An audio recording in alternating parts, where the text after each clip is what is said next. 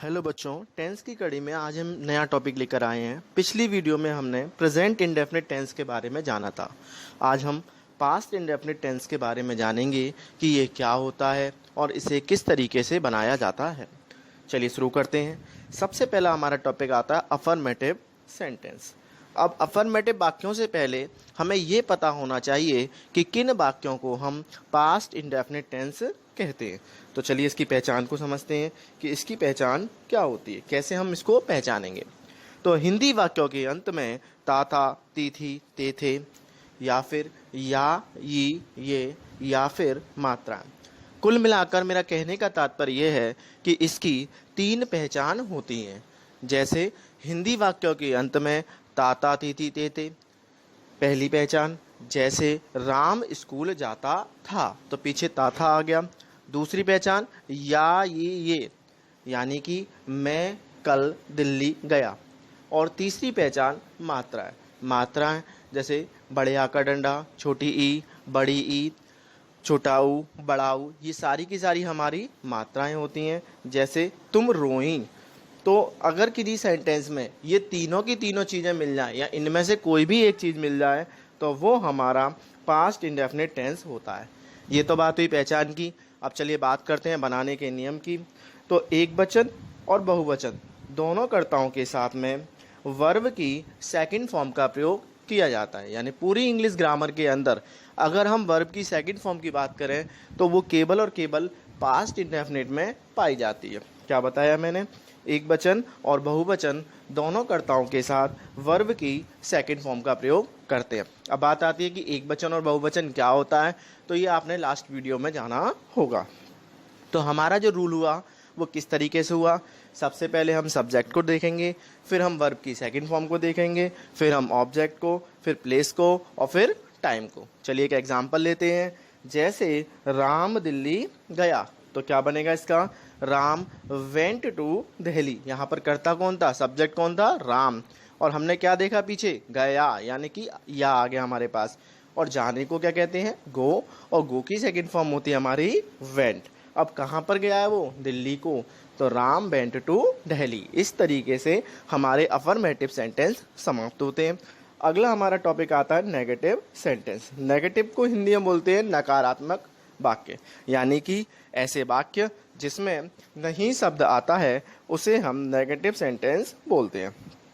तो एक वचन और बहुवचन दोनों कर्ताओं के साथ डिड का प्रयोग किया जाता है। वर्ब की फर्स्ट फॉर्म का प्रयोग करते हैं और नहीं के स्थान पर नॉट का प्रयोग किया जाता है।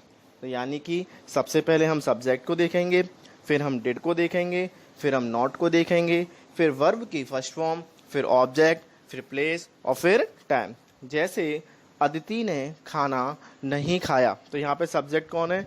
अदिति। उसके साथ में डिड आएगा, फिर नॉट आएगा, फिर ईट आएगी और फिर आ फूड। यानी पूरा सेंटेंस क्या बनेगा? Aditi did not eat a food. अभी हमने अफर्मेटिव सेंटेंस और नेगेटिव सेंटेंस को जाना कि क्या हमारे अफर्मेटिव सेंटेंस होते हैं, क्या हमारे नेगेटिव सेंटेंस होते हैं। अब चलिए देखते हैं कि क्या हमारी जरूरी चीज़ होती है। ठीक है। अब जैसे जिन नेगेटिव वाक्यों के अंत में सका, सकी और सके, क्या बताया मैंने? जिन नेगेटिव वाक्यों के अंत में सका, सकी, सके आ जाए तो कुड नॉट और वर्ब की फर्स्ट फॉर्म का प्रयोग करते हैं, यानी डिड का प्रयोग हम नहीं करेंगे। मैंने क्या बताया? जिन नेगेटिव वाक्यों के अंत में सका, सकी, सके आ जाए तो कुड नॉट और वर्ब की फर्स्ट फॉर्म का प्रयोग करते हैं। जैसे वे कल दिल्ली नहीं जा सके तो they could not go to Delhi on yesterday. तो बे की स्पेलिंग होती है दे। सका आ गया इसलिए यहाँ पे कुड नॉट लगाया हमने। जाने को बोलते हैं गो टू दिल्ली। अब कब गए थे? कल। तो बीता हुआ कल है तो क्या हो जाएगा वहाँ पे? यस्टरडे। आगे बढ़ते हैं अगले नियम की तरफ। यदि किसी वाक्य में कभी नहीं आ जाए, क्या आ जाए? कभी नहीं, तो हम डिड नॉट के स्थान पर नेवर का प्रयोग करते हैं। चलिए इसका एक एग्जाम्पल देखते हैं। प्लस एक बात और ध्यान रखिएगा, नेवर जो होता है उसके साथ कभी भी वर्ब की फर्स्ट फॉर्म का प्रयोग नहीं करते हैं। नेवर के साथ में वर्ब की सेकंड फॉर्म का प्रयोग करते हैं। बेसिकली हम लोग यही मिस्टेक करते हैं कि हम ज़्यादातर नेवर के साथ में वर्ब की फर्स्ट फॉर्म का प्रयोग करते हैं, लेकिन नेवर के साथ में हमेशा वर्ब की सेकंड फॉर्म का प्रयोग करना चाहिए। जैसे उन्होंने कभी कोई चीज़ नहीं चुराई, तो इसकी अगर हम ट्रांसलेशन करेंगे तो ये बनेगी दे नेवर स्टॉल एनीथिंग। उन्होंने मतलब बहुत सारे लोग हैं, तो इसीलिए यहाँ पे क्या आ गया, दे आ गया। कभी नहीं आ रहा है, इसीलिए क्या आ जाएगा, यहाँ पे नेवर आ जाएगा। चुराने को स्टील बोलते हैं, और स्टील की सेकंड फॉर्म होती है स्टॉल, और चीज़ जो होती है कोई भी चीज़ उसको बोलते हैं हम एनीथिंग। तो इस तरीके से हमने नेगेटिव सेंटेंस में जाना कि डिड नॉट के अलावा कुड नॉट, नेवर का प्रयोग कैसे किया जाता। नेगेटिव सेंटेंस के बाद अगला हमारे आते हैं इंट्रोगेटिव सेंटेंस। अब इंट्रोगेटिव सेंटेंस क्या होते हैं कि जिन वाक्यों की शुरुआत क्या शब्द से होती है, जिन वाक्यों की शुरुआत क्या शब्द से होती है उन्हें हम इंट्रोगेटिव सेंटेंस कहते हैं। दूसरी चीज़, इनमें पीछे प्रश्न सूचक यानी कि क्वेश्चन मार्क जो होता है वो पाया जाता है। अब बनाया कैसे जाता है कि एक वचन और बहुवचन, चाहे सिंगुलर सब्जेक्ट हो या प्लूरल सब्जेक्ट हो, दोनों के साथ डिड का प्रयोग किया जाता है और वर्ब की फर्स्ट फॉर्म का प्रयोग करते हैं। यानी कि सबसे पहले हम डिड लगाएंगे, फिर सब्जेक्ट लगाएंगे, फिर वर्ब की फर्स्ट फॉर्म लगाएंगे और उसके बाद में ऑब्जेक्ट प्लेस टाइम का प्रयोग किया जाएगा।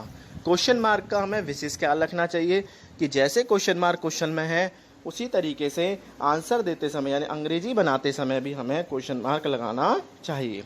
जैसे क्या महेश ने उस लड़के को पीटा, तो did Mahesh beat that boy. यहाँ पर बाय मिस्टेक क्वेश्चन मार्क नहीं लगाया हमने बॉय के बाद में, लेकिन हमें यहाँ पे लगाना चाहिए था। ठीक, समझ में आ गया आप लोगों को। सबसे पहले क्या किया, अंग्रेजी डिड आ गई, फिर सब्जेक्ट हमारा महेश आ गया, वर्ब हमारी बीट आ गई, और किसको पीटा, लड़के को पीटा, तो दैट बॉय, उस लड़के को मारा। चलिए अगला नियम समझते हैं। यदि वाक्य के बीच में कब, क्यों, कहाँ, कैसे, ये इंट्रोगेटिव वर्ड होते हैं, कब, क्यों, कहाँ, कैसे। अगर हम कब की अंग्रेजी की बात करें तो व्हेन होती है, अगर हम क्यों की बात करें तो वाई होती है, कहाँ को वेयर बोलते हैं और कैसे को हाउ। अगर इनमें से कोई भी वर्ड आ जाता है तो हम उन W/H यानी उन W/ सेंटेंस के साथ में डिड प्लस वर्ब की फर्स्ट फॉर्म, ऑब्जेक्ट, प्लेस और टाइम का प्रयोग करते हैं। ठीक है, चलिए इसके एक एग्जांपल समझते हैं। तुम्हारे पिता आगरा कब गए, तो आप देखिए बीच में आपको कब दिखाई दे रहा होगा, तो सबसे पहले हम कब की अंग्रेजी लगाएंगे। मैंने अभी बताया था कब को हम किससे दिखाते हैं, व्हेन से दिखाते हैं। फिर उसके बाद में डिड आएगा, फिर इसके बाद में जो हमारा यू सब्जेक्ट है वो आएगा। यू अब यहाँ पे इकलौता नहीं है, तुम की बात नहीं हो रही, तुम्हारे पिता, तो हम यहाँ पे योर फादर करेंगे। ठीक है ना, फिर गो टू आगरा। इस तरीके से ये हमारा पूरा सेंटेंस कंप्लीट होगा। जो हमने यू फादर लिख दिया है उसको जब आप लिखेंगे तो वहाँ पर आप योर फादर कर लीजिएगा। ये थोड़ी सी मिस्टेक हो गई है, तो क्या ट्रांसलेशन बनेगी, when did your father go to Agra. तो थोड़ा करेक्शन कर लीजिएगा, वो यू फादर लिख गया है, उस यू फादर की जगह पर आपको योर फादर लिखना होगा। अब रूल नंबर 3 की बात करते हैं। यदि किसी वाक्य में हाउ मच, हाउ मेनी, विच और हुज, क्या बताया मैंने, हाउ मच, हाउ मेनी, विच और हुज आ जाए तो हमेशा उनके साथ उनसे संबंधित नाउन का प्रयोग किया जाता है। जैसे सीता ने कितना दूध पिया, तो क्या बनेगी इसकी, हाउ मच, कितने की स्पेलिंग हो गई, how much milk did Sita drink. ठीक है, अगला नियम देखते हैं। यदि इंट्रोगेटिव वर्ड ही सब्जेक्ट के रूप में हो, यानी कि हमारा कोई ऐसा सेंटेंस आए जो एक इंट्रोगेटिव वर्ड भी है साथ के साथ वो सब्जेक्ट भी है, तो हम वहाँ पर उस वर्ड की इंग्लिश और फिर वर्ब की सेकंड फॉर्म का प्रयोग करेंगे। तो सबसे पहले हम क्या करेंगे, जो हमारा इंट्रोगेटिव वर्ड है सबसे पहले हम उसकी अंग्रेजी लिखेंगे, फिर हम वर्ब की सेकंड फॉर्म का प्रयोग करेंगे। जैसे मेरा दूध किसने पिया।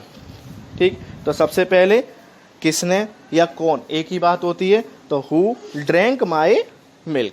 इस तरीके से इंट्रोगेटिव सेंटेंस खत्म होते हैं। अगला हमारा टॉपिक होता है इंट्रोगेटिव नेगेटिव सेंटेंस। जैसे इंट्रोगेटिव के रूल होते हैं सेम उसी तरीके से इंट्रोगेटिव नेगेटिव सेंटेंस के भी रूल होते हैं, केवल उसमें नॉट लगा दिया जाता है। चलिए एक एग्जांपल समझते हैं। उसने खाना क्यों नहीं खाया, तो why did he not eat food. इस तरीके से पास्ट इंडेफिनिट टेंस समाप्त हो गया। आप लोगों को ये अच्छा लगा होगा। अगली वीडियो फ्यूचर इंडेफिनिट टेंस की आपके पास कुछ ही दिनों में मिल जाएगी।